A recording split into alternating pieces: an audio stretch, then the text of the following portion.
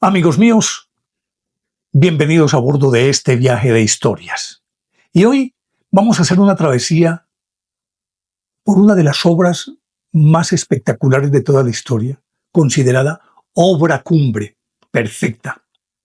Pero de ello vamos a hablar después de invitarlos para que compartan y comenten estos contenidos con sus amistades alrededor de una buena taza de café. Los invito a que se suscriban en mi canal de YouTube, que es Néstor Armando Alzate, y lógico, este es mi canal oficial. Recuerden también que tenemos a disposición de ustedes nuestra línea de WhatsApp 310-692-0672. Ahí me pueden escribir sus comentarios, opiniones, críticas, sugerencias y además quienes tengan historias para contar que sean insólitas, increíbles, extrañas, de corte esotérico, sobrenatural. Y pueden enviarnos estas historias mediante mensajes de audio con una extensión máxima de 10 minutos. Hacemos un análisis, si amerita que la publiquemos, así lo haremos. Pues bien, decía entonces que esta obra es una obra cimera, y yo creo que es cimera inclusive de su autor, de nadie más ni nadie menos, don Leonardo da Vinci, considerado el hombre del milenio, por su carácter de polímata, porque no solamente era pintor, sino que era ingeniero y dominaba cualquier cantidad de disciplinas de la ciencia. Y eso lo hizo uno de los hombres no solamente más prolíficos, más extraños, indescifrables, y aparte de eso, con una característica que es inherente a los genios. Él, como tenía esa mente tan supremamente grande, era demasiado volátil. Es decir, él se enfrascaba en un proyecto aquí, de pronto tenía una idea sobre otra cosa, entonces dejaba este proyecto y arrancaba con este, pero de pronto le surgía otra idea, entonces se iba por el otro lado, y así por el estilo. Eso hizo que, por ejemplo, se siga diciendo que la obra a la que nos vamos a referir es una obra inacabada. Y estamos hablando de la Gioconda o Mona Lisa, el cuadro que él pintó a partir de 1503.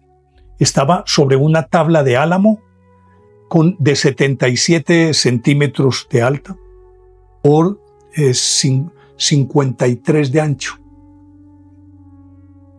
Y resulta que esta obra, él empezó a experimentar técnicas que ya él había hecho amagos con ellas, pero no había desarrollado completamente la forma de estas técnicas. Por ejemplo, la base se hizo a partir de óxido de plomo y mezclado con otras sustancias que le daban una textura más sólida a la obra, pero al mismo tiempo un secado muy rápido. Y desarrolló una técnica llamada esfumato. El esfumato consiste en que se pinta de tal forma que se van desdibujando los contornos y van intentando hacerse un poco más borrosos. Por lo tanto, las líneas, usted no ve líneas, sino que simple y llanamente son como una especie de proyección de la luz que hace ver las obras de distinta manera, dependiendo del ángulo desde el que se mire, desde la altura y otras variables. Pues esa fue la Mona Lisa. Se asume que la Mona Lisa era un encargo de un comerciante florentino en telas llamado Francesco del Giocondo, y la modelo era su esposa Lisa Gherardini. A juzgar por lo que dicen los especialistas, esta mujer en el cuadro aparentaba tener un poco más de 30 años. 30 años que para aquella época ya era una edad de una mujer supremamente madura, porque se asumía que ya había tenido suficientes hijos. De hecho, se afirma que ella ya tenía 6 hijos, por una parte, y que en el momento de posar para este cuadro se tejen un montón de teorías, que las voy a enumerar así muy por encima. Estaba en un periodo de posparto, y de ahí un poco esa supuesta palidez que tiene, que lógicamente esta palidez es mucho más por los años que tiene la obra, con la decoloración natural, es lo que dicen pues los que más saben de esto, pero aquellos otros que son supuestamente estudiosos desde la perspectiva de la medicina dicen que no, que era simplemente una mujer que estaba de posparto o que de acuerdo con cierto pliegue el vestido que ella tiene daba la sensación de que estaba embarazada. Obviamente que esto pues forma parte de toda la especulación y de todo lo que se ha dicho alrededor de esta Mona Lisa. Se ha llegado inclusive a decir que ella tenía sífilis. Hay un especialista que afirma que en aquella época había una epidemia de sífilis en ese contorno y que al parecer ella lo padeció y que podrían haber deducido esto porque, de acuerdo con unos textos que se encontraron, ella iba a buscar una determinada medicina que era específicamente para paliar los efectos de esta enfermedad. Vuelvo a mi cuento de que no es más que especulación. Lo cierto entonces es que Leonardo empezó a pintar este cuadro y nunca lo terminó. Sin embargo, quienes dicen haber tenido contacto en directo con la obra, esta obra era portentosa, aún supuestamente sin ser terminada. Cuando decimos sin ser terminada, eran los detalles, porque él llegaba y encontraba que aquí había un mínimo defecto y tenía que corregirlo. Aquí quería agregarle una cosita más, entonces cada vez que miraba el cuadro tenía que intervenirlo de alguna forma. Por eso decimos que inacabada.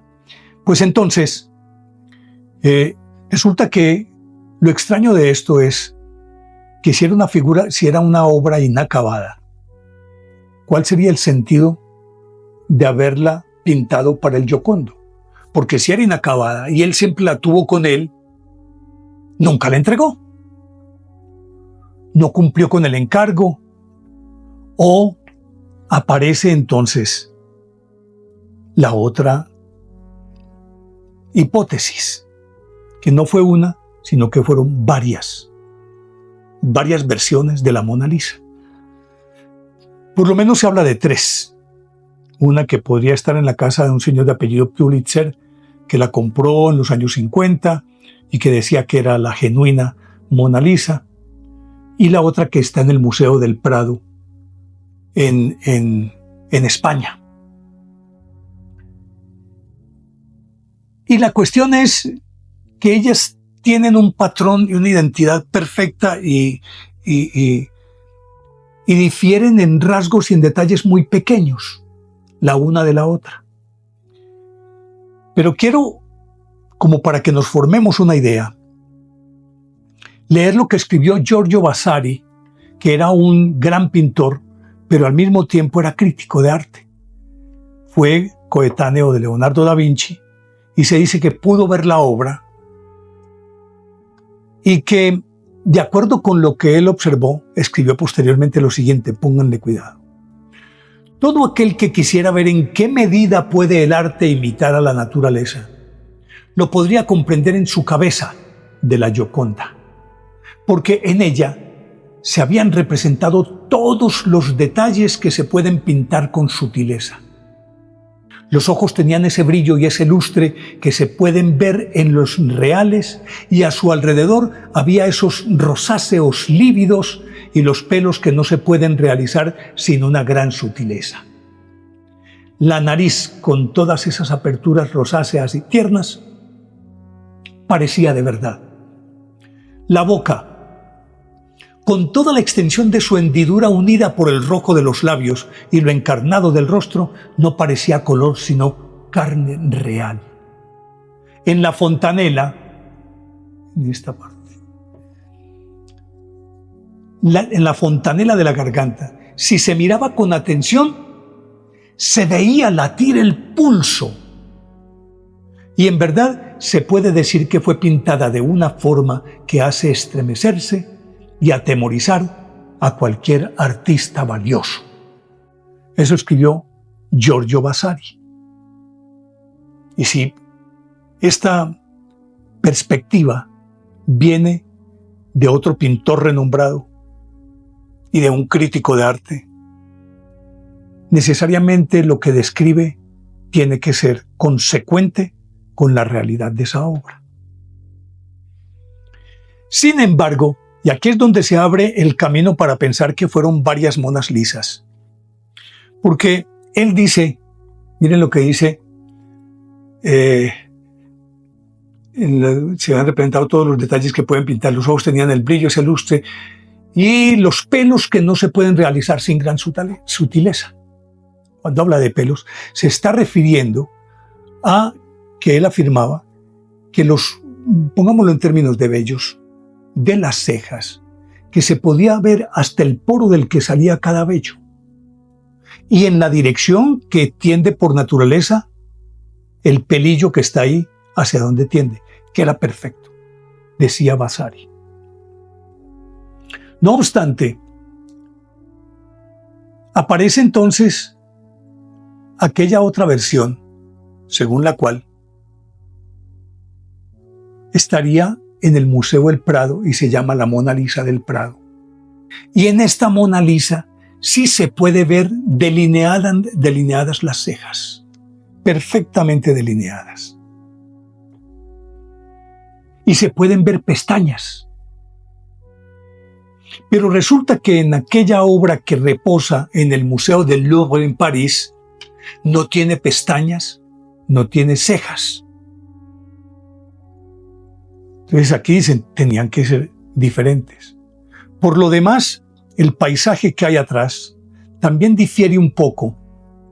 Y en el caso de la Mona Lisa del Prado, del Museo del Prado, que ha sido restaurada, es mucho más brillante que la del Louvre, que aunque le han hecho algunas intervenciones, han sido demasiado respetuosos y sutiles con esta obra.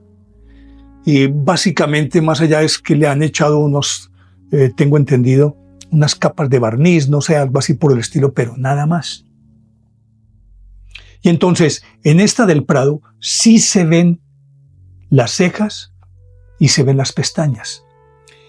Y en la frente hay una especie de hilito que recorre de lado a lado y que es un hilo perteneciente a una red que le cubría el cabello, que en el caso del Louvre se ve sobre el costado derecho, como un velo muy sutil, casi que por encima del cabello. Pero el de la del Prado, este hilito de acá es más ancho. Y así cosas por el estilo. Entonces, decían, bueno, y aparte del fondo, definitivamente no se correspondían los dos. Pero en lo demás eran iguales.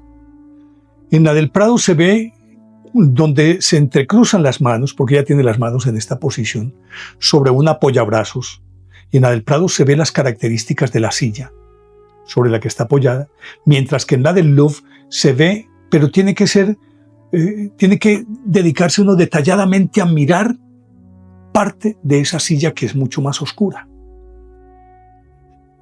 Y lógicamente entonces, que no es solamente esto, sino las caras, porque la del Museo del Prado, como decíamos que además de tener cejas y pestañas, sus facciones difieren un poquitito de las del Museo del Louvre. Por lo tanto, habría que pensar que son diferentes, las dos.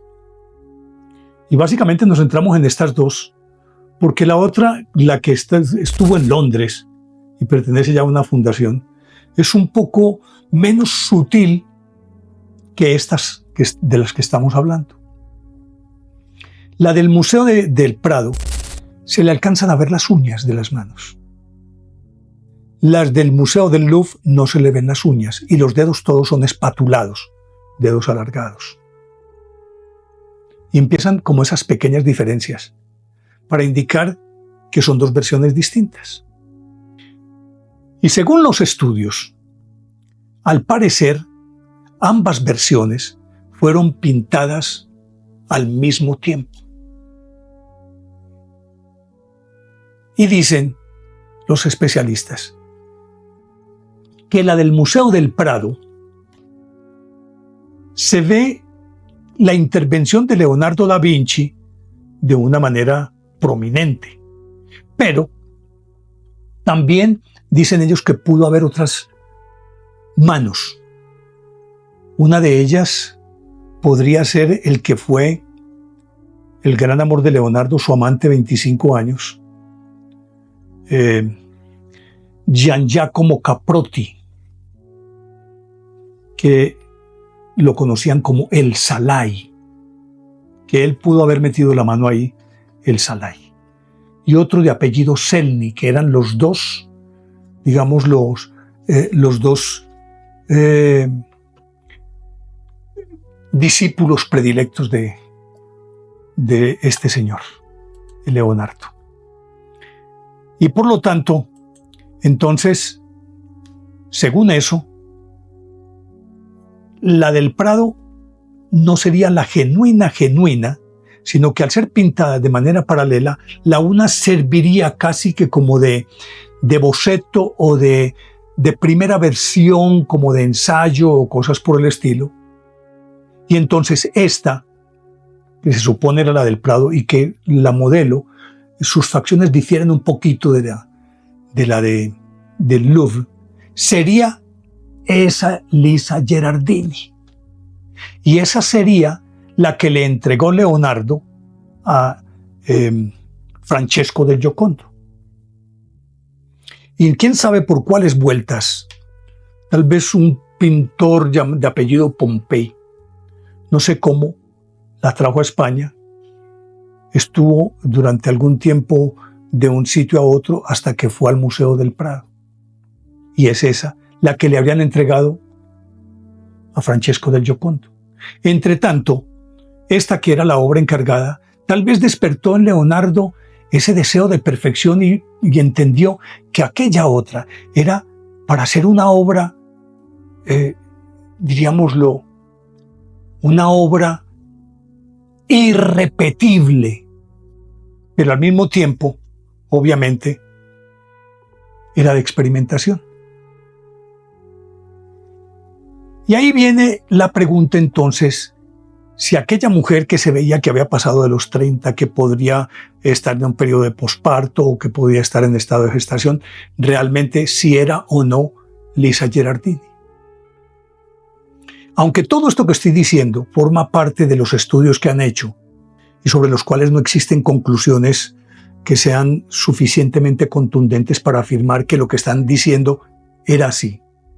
Entonces se barajan quiénes podrían ser aquellas otras, o quién podría ser la otra mujer. Y ahí aparecen varias modelos, hipotéticas modelos. Aparecen los nombres de Constanza d'Avalos, que Constanza d'Avalos fue duquesa de Francaville, era una aristócrata italiana, duquesa de Milán, entre 1489 y 1494.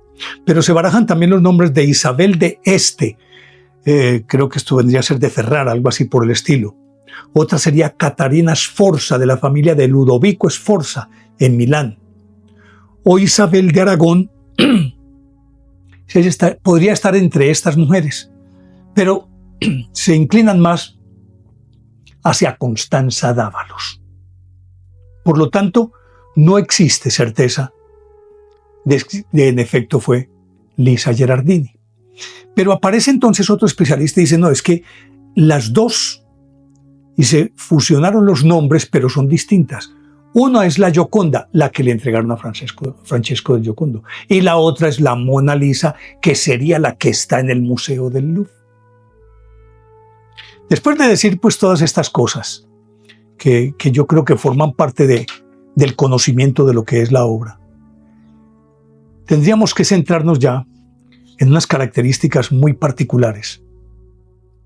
Y es que lo que es la Mona Lisa, y ya nos centramos en la del Louvre, que es la más famosa, la más bien reputada y la que se considera el cuadro más hermoso de toda la historia. Cuadro, ¿ya? Pintura, que no fresco como como la Capilla Sixtina, ni mural como el de la Última Cena. Y aquí empiezan, entre otras, unas aristas muy misteriosas de la Gioconda, en este caso de la Mona Lisa. Vamos a utilizar el nombre de Mona Lisa de aquí en adelante. Y entonces resulta que la Mona Lisa es supremamente extraña porque sus facciones, si bien es cierto, ojos, nariz, mejillas, manos, vestido, son perfectamente definibles. Hay algunos rasgos que definitivamente juegan con la imaginación del espectador. Se dice que cada quien, cuando mira la Mona Lisa, la ve de manera diferente. Pero antes de que se me olvide un detalle que no lo puedo dejar pasar por alto, se me había ido. Y es que otro de los argumentos para decir que la del Louvre no es la Mona Lisa es porque si Lisa Gherardini era la esposa de Francesco del Giocondo, se suponía que tenía que tener su sortija de matrimonio. Lo extraño es que ni en ese ni en el del Prado aparece con sortija de matrimonio. En ninguno de los dos. Eso la descalificaría entonces a Lisa Gherardini como la modelo del Louvre particularmente. Entonces, decíamos que aparecen un montón de cosas extrañas que necesariamente tienen que ver con el genio de Leonardo. Decíamos que él utilizó la técnica del sfumato, que es mediante la cual se van creando las figuras de manera brumosa. Los contornos suplen las líneas y más los detalles de las facciones se producen más por las sombras que por el pincel mismo encargado de delinear boca, nariz, ojos y demás. Y entonces, ¿se recuerdan que al principio dije que la de Prado tenía cejas delineadas, y se le ven pestañas? La de París no. Si ustedes miran la Mona Lisa, no tiene cejas, sino que las insinúa con la sombra que está sobre los ojos. Si uno la mira desde ahí, inmediatamente entiende que hay unas cejas, pero las cejas físicamente no existen. No existen las cejas. Y la genialidad es hacer ver cejas donde no están. Y da la sensación de que tiene pestañas y no están las pestañas. Y aparte de eso, la nariz tampoco tiene una línea que la delimite, sino que son las sombras que hay al lado, las que inmediatamente le sugieren a uno la nariz. Y de la punta de la nariz hacia la base de la nariz, encima de los labios, ni se ven las fosas nasales, ni se ve nada que le hable del contorno de la nariz, sino que es la sombra que viene de abajo la que sugiere dónde está esa nariz perfecta. Y si descendemos un poco, vas a buscar los labios y tampoco están pintados los labios delimitados, sino que son las sombras los que sugieren los labios. Son las sombras. Y ahí aparece otro gran misterio. Y es que, supuestamente, ella sonríe. Ya se ha acuñado inclusive como término genérico la sonrisa de la Mona Lisa para hablar de una sonrisa enigmática. Pero resulta que si se mira de frente, esos labios no están sonriendo, están cerrados. Y casi que uno podría decir que no existe en las comisuras ninguna inclinación evidente hacia un lado o hacia otro. Pero cuando él pintó este cuadro, Resulta que atrás pone un paisaje en donde aparece una cinta de un río, aparecen unas rocas, y eso también nos llevó a estudiar dónde pudo haber sido pintado. Algunos dicen que en la localidad de Lecco, en Italia. Y hay inclusive una geóloga que dice que esas rocas que hay allí pertenecen justamente a esa región. Y al sugerir esto, resulta que en la parte de atrás, la parte derecha, es decir, no mirando hacia la Mona Lisa, sino desde la Mona Lisa, su ojo derecho, atrás de su cabeza, al lado derecho de ella, esa parte se ve un poquito más alta, mientras que el lado izquierdo, el horizonte del lado izquierdo, es un poco más bajo. Y dicen que eso lo hizo adrede Leonardo para darle más preponderancia a la perspectiva que se tenía desde el lado izquierdo. Y que eso le daría un viso distinto. Y eso precisamente hace que vuelva a la comisura de los labios. Diera la inclinación, diera la sensación de que inclina un poco hacia el lado izquierdo de su cara. Pero vista la boca de frente, unos labios cerrados. Labios que no han sido pintados, pero están ahí, se ven los labios. Pero es uno quien tiene que concluir que sí están.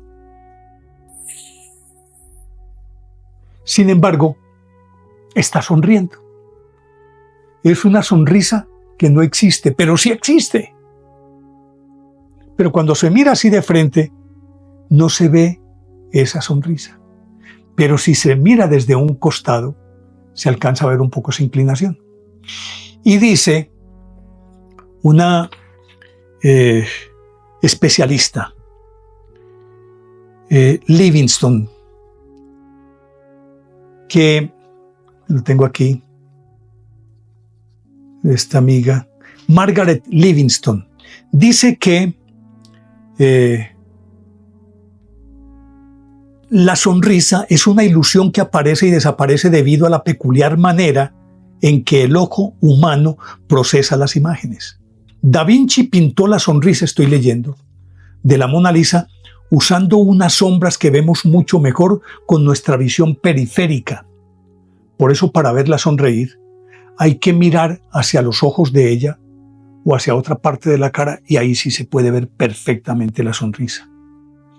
Y ella afirma que la mirada, que esa sonrisa cambia también dependiendo de la inclinación de los rayos que se reflejan en el rostro de ella. Pero que particularmente, si lo miras de frente, no ves la sonrisa. Pero si miras cualquier parte de la cara, particularmente los ojos, o en la parte de arriba, sí ves la sonrisa de la Mona Lisa. Y que esa sonrisa, hicieron hasta un examen de esas características para determinar cuál era la pulsión emocional o qué estaba sintiendo ella emocionalmente en ese momento, porque según Vasari, para entretenerla mientras la pintaban, habían llevado músicos y bandas de música y otras entretenciones, bufos, para que ella se entretuviera mirando mientras Leonardo la iba pintando. Otros afirman que eso no fue cierto. Pero precisamente ese estudio que hicieron indica que para algunos hay algo así como un 70% de una sonrisa, digámoslo, de satisfacción o de tranquilidad. El otro 30% se reparte entre melancolía y tristeza, algo que yo no sé cómo lo pueden medir. Yo me remito simplemente a los datos que he encontrado después de buscar por todas partes y de leer mucho sobre este cuadro de la Mona Lisa. Y además de esto, resulta que dicen, ya trasladándonos a otra parte, es a los ojos. Y es que los ojos de la Mona Lisa supuestamente lo siguen a uno para donde quiera que uno vaya. Da la sensación de que te miran directamente. Pero resulta que si te enfocas en ella, es decir, A más distancia ves que te está mirando, pero cuando te acercas no te está mirando. Y según un estudio adelantado, también en torno a esto, es que resulta que esa mirada está enfocada de tal manera que está desviada. Tengo ese dato aquí. Esperen un segundito que tengo aquí la nota. Dice que la mirada se dirige a unos 15 grados a la derecha del observador, más o menos a la altura de la oreja y no hacia adelante. Cuando se toma una foto, una persona mira la cámara, obviamente que quien la ve lo está mirando directamente. Y si se hace a un lado, ve la mirada fija en él. Pero cuando esa mirada se desvía 15 grados, 15,4 grados, está mirando un poco hacia la derecha y tirando más hacia arriba, hacia la oreja. Cuando te arrimas, te acercas un poco, no te está mirando directamente, pero si te alejas ves que te está mirando directamente. Así, y de una manera inquisitiva. Y se llega a tal grado este estudio que los ojos difieren el uno del otro. El derecho, en este caso, es un ojo perfectamente redondo, se alcanza a ver inclusive la pupila, mientras que el otro, el izquierdo, está más tirado hacia el extremo, hacia la parte externa del ojo. Y no se ve tan delimitado como el derecho, sino que hay una sombra casi al final.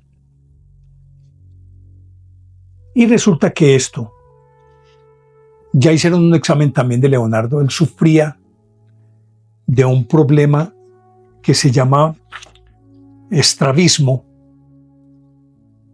Estrabismo, pero que en el caso de él se llama exotropía, y que esa descompensación en su visión, en su vida natural, hacía que él pudiera ser más consciente de los detalles que genera la tridimensionalidad. Eso dice el neurocientífico Christopher Tyler de la City University de Londres. Y resulta que entonces con esto, al parecer, lo que sería un defecto en la vista de Leonardo, le da la capacidad de ver esa tridimensionalidad, pero ese mismo estrabismo se lo transmite al ojo. Y lo que vemos en ese ojo izquierdo es también parte, supuestamente, de este estrabismo de Leonardo. Pero resulta que este aspecto particularmente, también es notable en otras obras como Salvatore Mundi o como el Juan Bautista, exactamente lo mismo. Él las plasmó, no se sabe si deliberadamente o si simplemente como algo natural, tal vez sin que él se lo propusiera. Pero ahí no paran los misterios. Resulta que en los ojos, en el ojo derecho, fíjase bien, en el ojo derecho, que es el que tiene su pupila perfectamente definida, aparecen dos letras reconocibles, la L y la B. Y entonces dicen que simplemente esa sería la firma de Leonardo da Vinci, su impronta, L.V. Leonardo Vinci. Y en el otro ojo, del izquierdo, aparece el número 72, aunque unos dicen que no están muy seguros de si es 72 o si son las letras C, E, o una combinación de L y Z. Si fueran L y Z, aludiría entonces a Lisa Gherardini. Y están ahí en los ojos de la Mona Lisa. Como pueden ver, esto que les hemos contado, resulta que hay mucho más allá en la pintura misma de belleza, y es una belleza inducida, porque aquí yo sí creo que se cumple aquello de de que la belleza está en los ojos del que mira. Si bien es cierto, está la figura, está esa cara hermosa, enigmática, extraña, con esa sonrisa idem, enigmática, extraña, indescifrable. Si está esa mirada, que entre otras cosas, aparte de todo, y que no te mira, es una mirada inquisitiva, casi que como que al mirarte te estuviera escudriñando, o como dirían los muchachos ahora que están familiarizados con las redes, te estaría escaneando completamente. Y a continuación el detalle de las manos una sobre otra. Tiene también un simbolismo porque prácticamente en todos los cuadros de Leonardo siempre las manos adquieren un protagonismo extraordinario y de eso vamos a hablar en otra oportunidad. Pero adelanto algo. Casi en todos los cuadros de Leonardo hay alguien que está señalando así, así, o así, o así. Pero siempre hay un dedo señalando y los dedos son largos y espatulados, como es el caso de estas manos cruzadas una sobre la otra. Manos cruzadas que por demás también indicarían que ella tenía un cierto sentido del pudor, porque desde la psicología una posición como estas es casi que de protección. Entonces dice que era una posición pudorosa. La pregunta que cabría aquí es, ¿puso las manos así, de manera natural? ¿O Leonardo le ordenó que pusiera las manos así?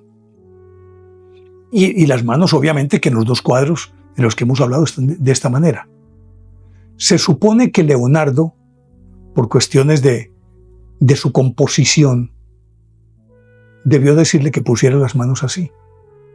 Pero ¿hasta qué punto también Leonardo con eso pretendía preservar un poquito el pudor de ella?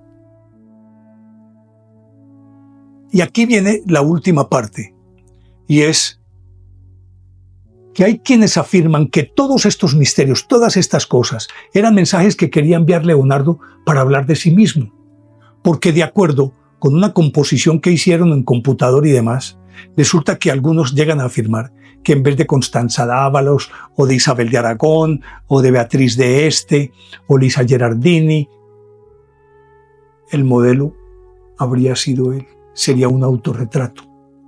Al cazar el famoso autorretrato de Leonardo donde se le ve la luenga barba, el bonete altísimo, y se le ve esa mirada un poco hierática, es decir, así grave. Parte en el cuadro la mitad la Mona Lisa y la otra mitad Leonardo, y casan perfectamente. Otros llegan a afirmar que realmente la modelo del cuadro era su propia madre, Caterina, una mujer campesina, o algunos dicen inclusive que llegó a ser una esclava, y que un terrateniente que ejercía de notario la embarazó, tuvo a Leonardo y ella desaparece absolutamente de su vida. Y que él, tal vez como un homenaje a su mamá, la pintó tal vez de cuando tenía esa edad que parece proyectar la figura. Como sea, la Mona Lisa sigue siendo fuente de misterio y de análisis. Y se siguen adelantando teorías de diversa índole, desde las manos, desde las enfermedades, de todo, casi que no falta sino hablar, hasta que creo que Sigmund Freud vino a hablar también sobre ella. Y afirmaba que de pronto esto que les acabo de contar de Leonardo da Vinci era una proyección de, digámoslo, de la inseguridad de Leonardo, del amor de Leonardo y la veneración que te sentía por su madre. Y la pintaba como esa mujer que de cierta manera había sido una mujer anónima, pero también sufrida, por lo que le tocó vivir en su calidad de mujer que no era supuestamente digna de aquel que le embarazó. Todas estas cosas se siguen hablando sobre la Mona Lisa. Y seguramente que le seguirán encontrando más y más y más. Y aparecerán otras versiones, que de hecho hay otras que aparecen un par de columnas atrás, que dicen que fue pintada por Rafael en 1504 en el taller de Leonardo, viendo cuando él estaba pintando esta Mona Lisa, entonces él la tomó como referente. Aquí tiene unas columnas, tiene otro decorado atrás, como es distinto el decorado, o digámoslo, el paisaje que hay detrás, tanto de la Mona Lisa del Prado que de la Mona Lisa del Louvre. Y existen copias bellísimas, muy fieles, y que se han hecho inclusive pasar por auténticas, mucho más después de la fiebre que desató el robo de la Mona Lisa, que recordarán ustedes que en 1911 Vincenzo Perugia, el 21 de agosto de 1911, sustrajo la Mona Lisa, nadie se dio cuenta, él era un trabajador del museo, se la llevó, nadie pudo dar con la Mona Lisa. Pasaron 2 años y resulta que en 1913 este Vincenzo Perugia, supuestamente en apuros económicos, buscó ya en Italia a un curador de arte de apellido Geri y le ofreció que tenía el cuadro. Él inmediatamente llamó a la policía, capturaron a Vincenzo Perugia, recuperaron la Mona Lisa, y aunque hubo un movimiento en Italia para que le regresaran el cuadro, los franceses dijeron, no, es que nosotros no lo robamos. Porque resulta que la Mona Lisa, Leonardo la tenía debajo del brazo todo el tiempo, y en sus últimos años se fue a vivir a Francia, invitado por el rey Francisco I, que le puso inclusive un castillo para que él viviera, el castillo real de Amboise. Y resulta que en ese castillo él vivió sus últimos años. Y en 1517-18, él por fin vendió ese cuadro, se lo vendió a Francisco I. Francisco I lo puso en el retrete, ya estuvo varios años en el retrete, mientras duró el reinado de Francisco I. Luego el cuadro pasó de estancia en estancia, y cuando llegó Napoleón hizo que cogieran el cuadro y lo pusieran en su cuarto, en su dormitorio. Y ahí estuvo hasta 1804. Y en 1804 ese cuadro pasó a pertenecer al país, pues entró a formar parte del Tesoro Nacional. Y ahí luego llegó al Museo del Louvre. Entonces, por lo tanto, aquellos nacionalistas italianos que reclamaban aquella obra, que fue uno de los argumentos de Vincenzo Perugia para decir por qué se había robado la Mona Lisa, porque él era un nacionalista y quería recuperar ese tesoro valioso para su país. Los franceses dijeron, no, mire que aquí están los documentos. Eso lo compró y se lo compró al dueño, al que lo pintó. Y ahí no puede haber nadie más que diga absolutamente nada. Es legítimo, el legítimo tesoro de Francia. Entonces devolvieron la Mona Lisa, la pusieron en su sitio más preeminente, la blindaron con un marco con un vidrio antibalas, porque ha recibido muchos atentados, le han tirado sopa, piedras, todo lo que se quiera. Y por eso han tenido que protegerla y la tienen en un nicho especial para ella, la Mona Lisa. Y por eso seguirá siendo, por excelencia, el cuadro más hermoso, más enigmático, más fascinante de la historia, el cual cada vez que uno lo mire, lo verá distinto. Quería contarles esta historia porque me parece apasionante. Llegamos al final. Espero que les haya gustado. De ser así, denle me gusta. Activen la campanita para recibir notificaciones. Y les dejo la inquietud de siempre. ¿Les parece lógica o ilógica esta historia? Y ojalá me envíen comentarios, y si tienen datos nuevos y extraños sobre la Mona Lisa, háganmelo saber. Y los espero en el próximo viaje de historias, que con seguridad va a ser fascinante. Chao.